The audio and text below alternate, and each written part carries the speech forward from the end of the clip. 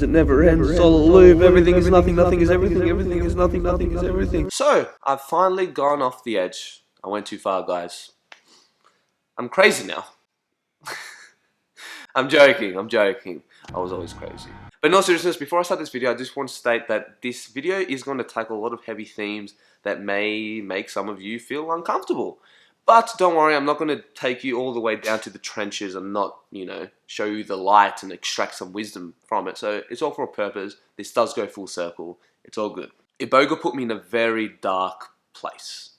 The most challenging period I've ever gone through in my life. And that's seriously saying something, considering what I went through in my younger years. Going through a prolonged existential crisis was a bitch. So this all started when I went to Canada to collab with Adam from PsychedSubstance. And this was a fucking epic, very unusual collaboration when you compare the rest of YouTube land.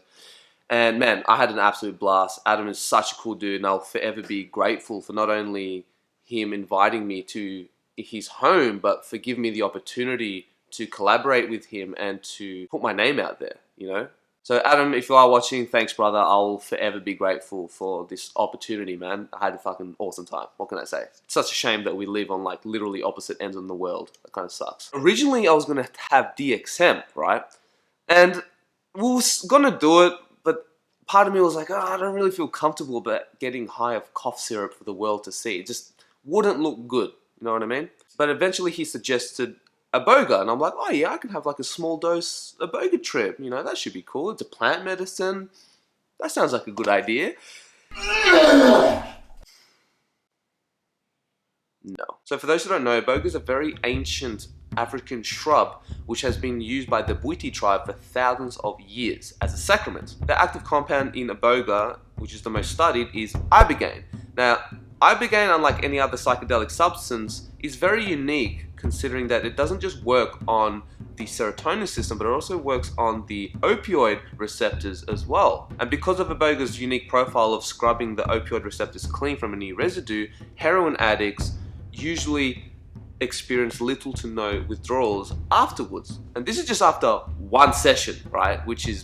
This shit is unprecedented when we're talking about drug addiction. It's incredible. People have died from Iboga, just remember that. This is a substance that requires an extra set of strong guardrails, so don't be a fucking moron like me and do it outside of the clinical setting, or at least not doing it with a professional who has worked with this substance for many years and know what they're doing. When you go into a clinic, you usually get a flood dose, which is 20 grams or more, right? Depending on the individual. I had 5 grams. I went into this experience knowing about Iboga and how it's like this master plant teacher and it's like can be really full on, hence why I had a quarter of a dose. I'm like, I should be alright. Fucking idiot. So anyways, I consumed 5 grams of the root bark. And man, the experience overall was a very shit experience. What can I say? It was very dysphoric, nauseating, disorienting, very uncomfortable. But what I found really interesting about this experience was that my mental state was lucid as, like very sober. My thoughts weren't distorted like they get usually like with shrooms or something like that. You know how they add like a bit of that confusion factor and they give you a bit of a mind fuck, especially when you go in high doses. This was none of that. I was like 100% sober in terms of my mental space, but my bodily sensations was very uncomfortable. I was getting very strong auditory hallucinations, and it was interesting because like I was listening to this Bwiti shaman music, which has this very like twangy kind of sound to it, and the auditory sounds that I was hallucinating were very like wong wong wong wong wong wong wong wong wong, like that kind of style, which I just something to note. Visually speaking, it wasn't your typical tryptamine fractal bright color breathing wall visuals. It had this very static, noisy kind of element to it. Nothing special. I did get traces, so every time I'd move my head, I just get these lights and shadows. This is especially at night, which I'll get into. The nausea was the worst I've ever experienced in my life. By far. Every time I got up, I threw up. I got to the point where even just moving my finger made me want to throw up. Like the motion sickness was real. And I get this depth perception distortion, which didn't help. Very dissociative. So I had this very almost similar to ketamine, like some elements of that, but just mixed with a whole bunch of very unpleasant feelings. Something I do want to know about the visuals though, that like, I remember lying on Adam's couch and I was just looking at his living room, and I'd close my eyes and I would see this photorealistic memory of the layout of my living room, the one I'm actually looking at right now. And this is not like thinking of a memory or being in a dream or even having a psychedelic hallucination. This was a photorealistic, 100% undistorted vision of my living room. I've never seen a vision so lucid in my life on a psychedelic. I'm going to stop talking about the first day experience because it wasn't that profound. Like nothing, I didn't have any revelations or any life-changing epiphanies or anything like that. It was just a very dysphoric, shitty, nauseating, very uncomfortable, very headachy experience. Headachy, is that even a word? It is now. But it was the next 2 days and the month afterwards what happened, which is why I'm making this video. So yeah, listen up because a lot of interesting things happened. So the next 2 days, I never felt so existentially down in my life. Like, I've never had this feeling before. I was depressed for many years when I was younger. You know, like, I'm not going to get into it here, but it was fucking brutal. You know, I got to the point where I didn't know if I wanted to live anymore. I struggled getting up every day. I was a fucking mess for so long. You know, I thought that was like the toughest thing I'd ever go through in my life, but yeah, apparently not. And the difference between something like clinical depression and existential depression is that clinical depression, or just depression in general, is a biochemical phenomenon. The root cause behind that biological imbalance is going to differ from person to person, of course. Nonetheless, it's still a biochemical phenomenon. You can at least alleviate your depressive symptoms, even if it's temporarily through diet, exercise, drugs, right? Existential depression is on the level of consciousness. So all these things that could help you get out of a depressive rut doesn't quite apply to this. And this is something that science has no fucking idea how to deal with, which I'm going to rant on a little bit later. Existential depression is just being void of all meaning of your life and the cosmos. But what I experienced was so fucking dark. It was like I was constantly getting hit with these energy blasts from the abyss, the void, death, whatever you want to call it. This caused me to get sucked into this vortex of morbid thoughts, which I just couldn't get out of. The worst part for me was just constantly thinking, but not even thinking, but being embodied about the fact that everyone that I know and love is going to die. And there's no escaping this. So the pain that I was feeling was if all my loved ones were dying, right? Because I was in this void and there is no time, it's like I was already there. It was happening at that very moment, constantly. This made me feel so down and hopeless, right? Because it's like, you can't do anything about that. I was sucked into this vortex of suffering as well, and just the whole nature of it. How most people in this world are gonna die suffering. I was so caught up with the unjust, sinister nature of reality of how so many people do suffer and how they're born into this life they have no control of, they have no choice over. It's like, that could be me, that could be you. Who fucking knows? And then I was really freaking out over death and dying and just going at it alone. Like, we're born alone and we die alone. No matter, you can have 1,000 people around you on your deathbed, you're still gonna go through that experience alone. And what the fuck happens after we die? And that fear of the unknown was so full on because I was so tapped into the infinite nature of reality. And when you think about this as a concept, infinity, like, the human mind can't grasp its concept, really, okay? Because it's too much for us to handle. It's too overwhelming. But I was so encapsulated by that, the infinite nature of reality and the infinite amount of paradoxes there are, that it's like, it's really terrifying. It is.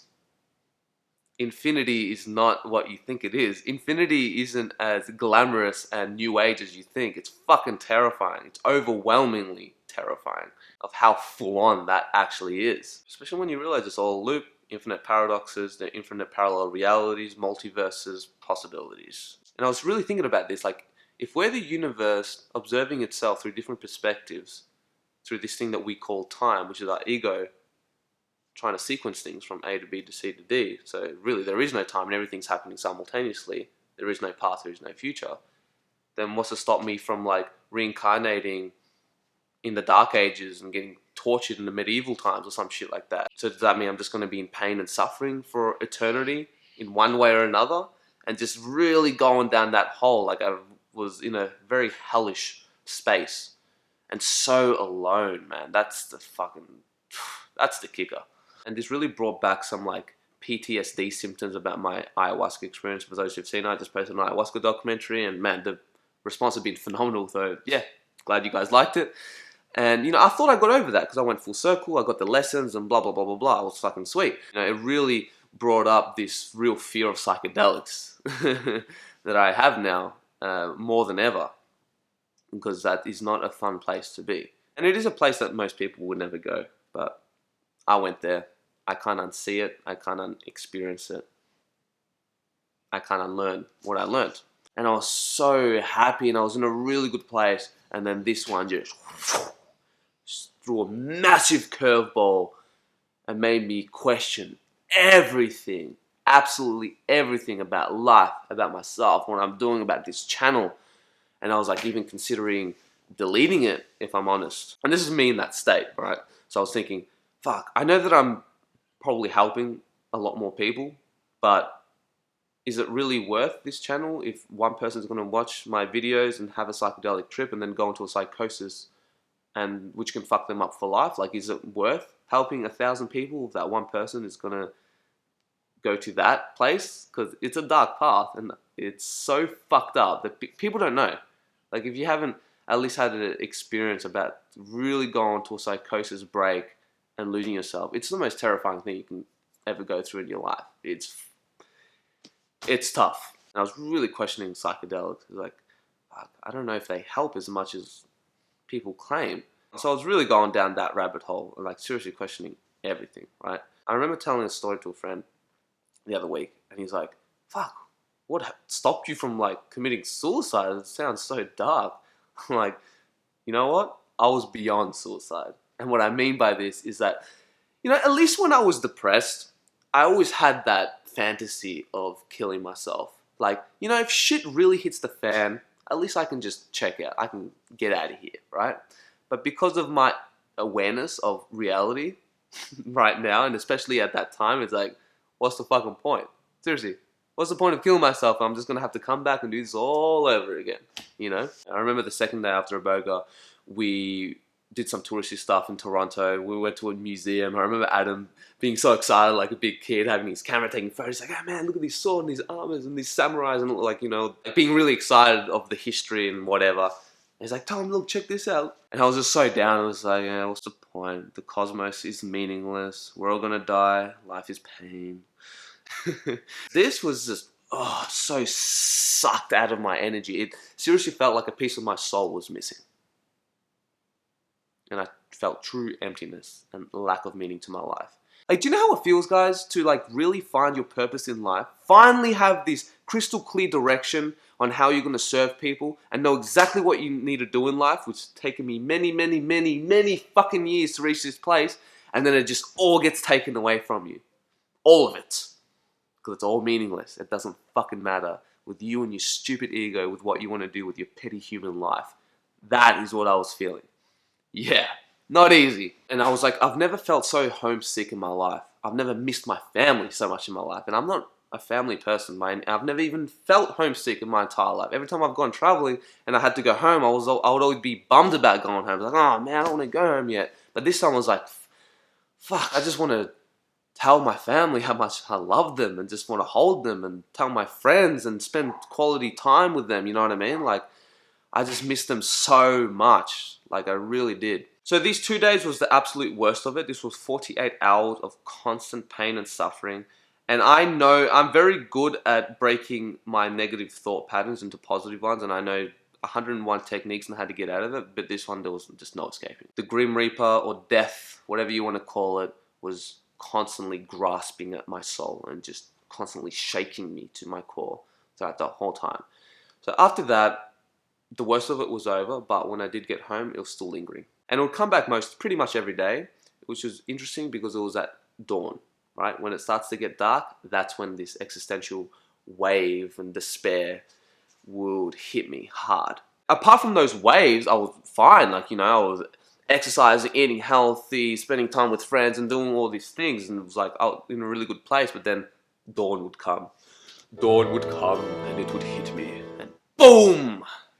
I'd be fucking existentially depressed. Like, for those who've been watching my channel long enough, you know that I had a heavy addiction with cannabis. And this came back fucking hardcore. I went about 4 months without smoking weed. This is for preparing for ayahuasca and all that kind of stuff. And I started smoking weed every day when I got here because it was the only thing that could help me, that could help at least temporarily get that feeling away, because it was just too much, way too overwhelming. And when these waves would hit me, it was just like I couldn't be alone. I really couldn't. I'd either have to call a friend, call my girlfriend, or just hang out with someone, or smoke weed, or just something to distract myself from being by myself. I had enough, you know what I mean? I literally, it sounds insane, I know, but just hear me out. I lived lifetimes of every single person in this world and their suffering and pain. When I thought of someone suffering, when I watched a movie of someone being in any form of pain, I would live through their life and really feel it. I was a conduit in this universe for all the negativity, pain, and suffering to flow through. I lived lifetimes of dying scared and alone and living a life full of regret, which is why when I came back, my motivation and my fear for little petty things that most humans are scared of seemed so stupid to me. So in that sense, I was a lot more driven to really live a life full of passion and live a life that I'm not going to regret, because trust me guys, dying alone, scared, and full of regret that you didn't live life to its absolute fullest, right? You didn't live through your hero's journey. That is like one of the worst pains a human can go through. Don't live life full of regret. Just do what you're here to do. Don't worry guys, there is a happy ending to this. It's not all depressing. I was researching a lot on existentialism and how people deal with it, and you know, reading through psychology and all this kind of stuff. And this is where modern science failed me, I suppose, because it's like the mainstream science consensus is you can't cure this, you can only cope with this, right? And even though I was in this very existentially down place, I called out on that bullshit. What do you mean there's no cure? There's a cure for everything. That's fucking ridiculous. There's this thing called duality, right? This dichotomy of nature, if you will, where you can't have like night without day, good without bad, positive without negative, ones without zeros, male without female, so on and so forth. You get it, right? This also means that you can't have a problem without a solution. Otherwise it wouldn't exist in the first place. By the very nature, you can't have a disease without a cure. So to say something so ridiculous as there's no such thing as a cure for this because we haven't discovered it is just downright retarded. I'm sorry. And this is the arrogance in which many mainstream scientists have, where it's like they're so afraid of saying that they don't know something. It's okay not to know. Just say you don't know. Don't say there's no cure and just kill hope for anyone there just because you haven't personally discovered it yet. Like, this shit triggers me, guys, and for a fucking reason, because hope is so important for someone to get out of their hole. Without hope, what's going to give you the motivation to actually seek help?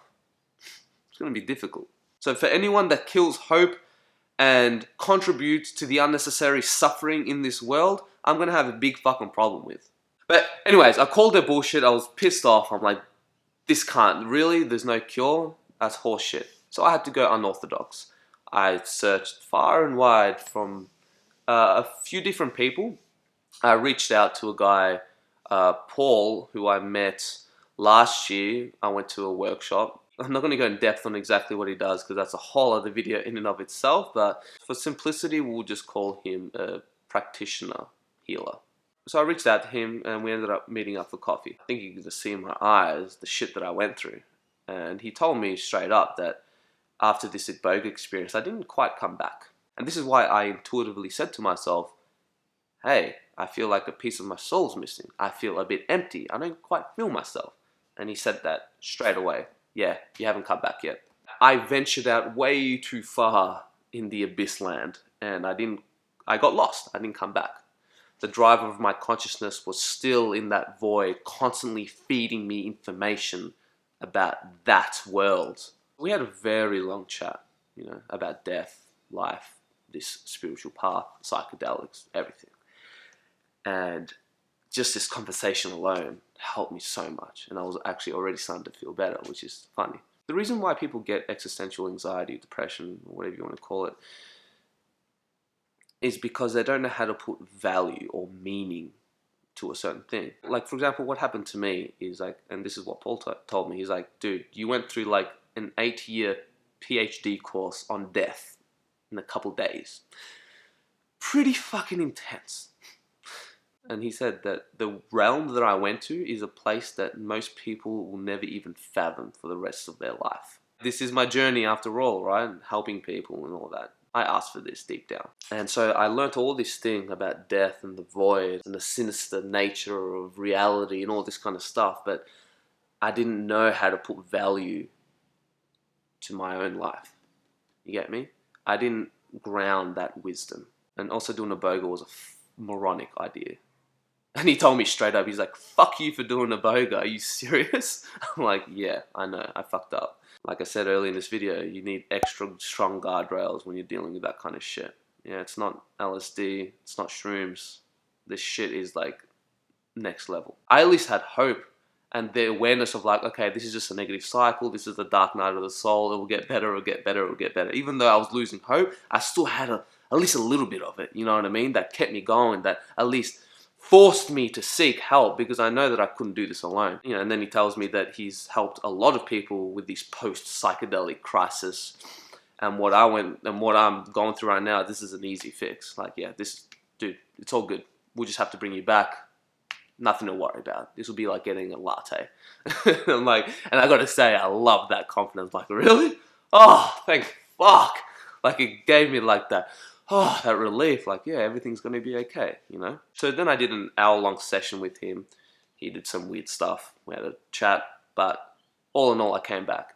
And I got to say, I was very skeptical going into this. I'm probably one of the biggest skeptics you'll ever meet. And I mean that in that I'm even skeptical about my own skepticism, right? So like, if I'm skeptical about something because it sounds too out there and all that kind of stuff, I mean, that's good, of course. But then I'll always bring it back to myself. I'm like, am I skeptic about this because it sounds woo-woo and because I'm uncomfortable? Or is it because it's bringing up something in me? Like, you know what I mean? It's always good to bring it back onto yourself, which most people don't do. Mate, I don't give a shit what the method is. If something works, it works. It's all about the result. That's what people forget. Who gives a fuck about how it's done? It worked. I came back, gave this guy the biggest hug. And Paul, if you're watching, man, you helped me more than you'll ever know, brother. Like, seriously. Thank you. And he said something interesting to me. Because it's like, it's funny how I'm like searching on YouTube and researching online on how to deal with this issue, and I got zero help whatsoever, and yet I've dealt with it now and gone through the other side of it. So maybe part of my purpose is to help people with that as well. And just to make it clear, this video isn't to tell you exact techniques on how to cure your existential anxiety in 1 week or less. Well, this is more telling my story about my Iboga and existential depression, but also to give you guys hope that there is always a way. There is always a fucking way, no matter what you're going through. You just got to be willing to seek. And it's funny with this whole existential depression, man, like where it's led me. Like this last month has just been crazy. Like I went to Byron Bay for like this business transformational seminar, and like, keep in mind that after this holiday, I have fuck all money, and like, I don't have a job, like, I'm struggling with my funds. So for me to go there was like a big leap of faith. But because of this existential depression, how low I was feeling, I was just so desperate just to get help from someone, you know what I mean? Just do something. The guy who runs it is fucking phenomenal. He helped shift very deep core belief systems I had about like guilt that I was carrying and all these kind of things, and he gave me recommendation to talk to this shaman lady. She was a shaman for 11 years serving ayahuasca, and I had a session with her after Paul, and she helped me further integrate and process my ayahuasca experience and also this Iboga experience, and just mate, I'm fucking so good, like in such a beautiful place because I've gone full circle. And do you know how fucking good it feels to go full circle? It's like, yes, it's all good. Life is beautiful. Death is not even a fucking real thing. See, death is the ultimate program there is. It's an illusion. We don't die, we just change forms. To what form we change to, Who knows? But in a sense, it's just going back to source. Going through this existential depression has showed me the true value of really wanting to serve humanity more than ever before. Like in the Nagol perspective, this sucks because I went through so much pain and suffering. But on a larger perspective, because I've gone through this, not only do I want and really see the value of serving humanity, but I feel a lot more qualified to help humanity because I've been there. This wasn't just my suffering. It also showed me that there's always light on the other side, no matter what you're going through. As long as you're willing to seek help and you're willing to do the work, there is always light on the other side. Always. Duality, right? And when we go through these dark night of the soul, existentialism episodes, sometimes this is life telling us to slow the fuck down as well. Because I had all these plans of when I went home, I was going to fucking hustle and do all this work and work on this channel and just fucking go nuts. But life threw me this huge curveball. It's like, oh, wait a second. Slow down, mate. I have to really reflect and deal with this shadow side of myself. You know, life isn't this linear thing that we think it is. It's like you don't go from broken to fixed or from suffering to healed and then that's it. It's a constant journey. It's a spiral, right? And the deeper you go within your inner temples, and this is a Ram Dass concept, the bigger and scarier the guard monsters are going to be. We're always going to hit walls in life, and sometimes it feels like, fuck, I didn't grow at all, or I'm going backwards, but you're not. Remember, it's a spiral, and there's always a lesson there. Life doesn't get easier, we get stronger, right? As cliche as it sounds, but I found that the cliche quotes are usually the most true. They're cliche for a reason. Yeah, let's just leave it at that, but at the end of the day, it all makes sense in the fact that this was my soul's path and what I'm here to do, to serve humanity as much as possible and to really help people as much as I can. And I'm more motivated now more than ever to live life to its fullest and not waste the little time that I have, but in a real fucking authentic way, you know what I mean? Like I said, I experienced a lifetime of pain and suffering and regret and dying alone. It's not good. It's not a path you want to go down. So don't waste this life. Don't waste the precious time you have here on this planet, because it just won't be worth it in the end. Now, this is the second take of this video because I was ranting on and on and on and on because there's so much to talk about. For real, I could write a fucking book on existentialism. I think now. Who knows, maybe one day I will. That's it, guys. It's all good. It's all love. It is. It's all love. All you need is love. The hippies were onto something. Sort of. And one of the things where I fucked up with taking Iboga is that I didn't have a pure intention, right? I didn't do it to like genuinely heal myself or personal growth. That was like an afterthought. And that is an attitude you should never, ever, ever, ever have with this psychedelic. And I should know better, right? I did it for a fucking video first and foremost. And I will never make that mistake again. Does it mean that I'm never going to do a live experience video ever again? No. You know, I'm going to take this substance with a pure intent and, hey, you know what? I might as well record this. If it's that kind of situation, then yeah, that could still happen. Like, I actually recorded my San Pedro ceremony, which is like fucking epic, man.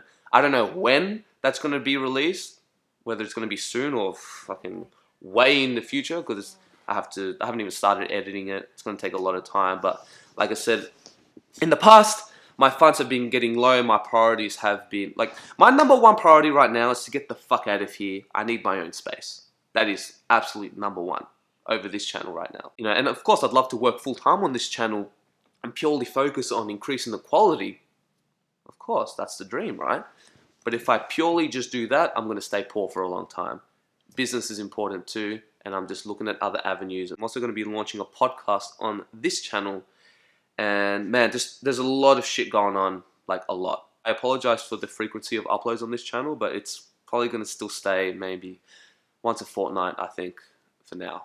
And I just want to thank all you guys at Patreon supporting me, because I'm telling you right now, this channel would not be up and running if it wasn't for you guys supporting me. And as grateful as I am for all the support, it's just nowhere near enough for me to be able to work on this full time, you know? Hopefully we can get there. We've just reached halfway on our first milestone. Our first milestone is just to ensure the sustainability of this channel, so then I'll be able to upload maybe 3-4 times a month as opposed to 2. This will not be enough for me to work full time, but it's at least a step closer, you know what I mean? But yeah, I've got so much shit going on outside this channel, like personal wise, because I'm still processing what the fuck just happened, you know what I mean? There's a lot of integration to do. I don't need psychedelics anymore. I've got so much homework that I need to do before I can jump back in. Anyways, guys, that's it. I'm sorry for the very long rant, but I'm just I'm like a little kid that just keeps wanting to talk. Live stream, Patreon, is going to happen at the time of this recording. It will happen in 1 week. By the time this gets uploaded, I guess in a couple days. I'll leave information in the description below, but I'm so fucking excited to hang out with you guys with this live stream. For you guys supporting me on Patreon, it's going to be fucking cool. So yeah, just prepare any questions or any topics that, you want us to talk about, and it'll be, yeah. Don't forget to leave a like, share this video, you know the whole spiel, like, share, subscribe to this channel if you haven't already, blah, blah, blah, blah, blah. And of course, if you want to support this channel and my mission, what I want to do here, go to Patreon, support me on there.